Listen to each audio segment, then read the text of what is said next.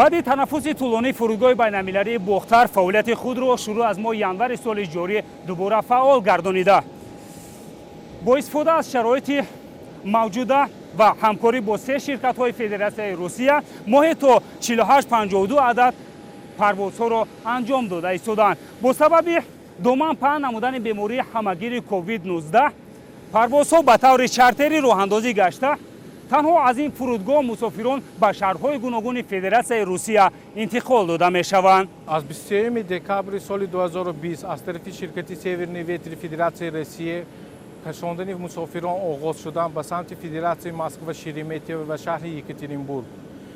корҳои мусофиркашон давом доранд. дар моҳи июн аз тарафи ширкати ҳавопаймои Федератсияи Русии Сибир корҳои мусофиркашонӣ оғоз шуданд. дар ҳозира аз тарафи фурудгоҳи байналмилалии Бохтар ба 12 самти Федератсияи Русия хатсайрҳо иҷро шудасанд.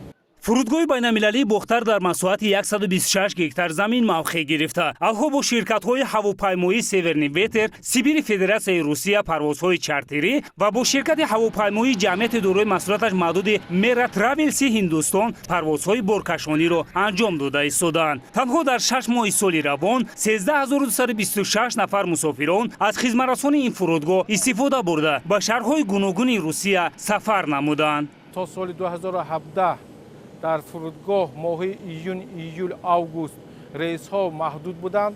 аз баъди дароз намудани хатти парвоз ба 165 метр ки ҳозир 2450 метрро ташкил медиҳад, хатти парвоз фурудгоҳи байналмилалии Бохтар корбарӣ карда истода. моҳҳои маҳдудияти моҳҳои июн, июл, август нест. хеле ки шумо ҳозир дида истодаед, хизматрасонии қабул ва гусели тайёрҳо рафта истода ва хизматрасонии мусофирҳо давом дорад. албатта нисбати 2 соли қаблӣ симои зоҳирии бинои асосии фурудгоҳ куллан дигаргун гашта. аз ҳама муҳим хатти парвоз васеъ, гирду атрофаш панҷарабандӣ, шиёру овезаҳои ваз, саҳни бино ва роҳравҳои ҳудуду берун аз он сабзкорию сафолатпӯш гардидааст. ҳамзамон толори ба қайдгирӣ ва интизорӣ низ таъмиру тармим карда шуда. қисман дастгоҳу таҷҳизоти зарурӣ ҳам харидорӣ гаштааст. ҷати ба талаботи ташкилоти байналмилалии кав мувофиқ гардондани худи фурудгоҳ, инчунин фурудгоҳ аз 165 метр фурудгоҳ дароз намуд ки ин метавонад тайёраҳои намуди боинг 737 то боинг 737-800ро қабул кунад. барои омодагӣ ба 30-солагии истиқлолияти ҷумҳурии Тоҷикистон корҳои мунфаршкунӣ дар ноҳияҳои наздик оғоз мегарданд.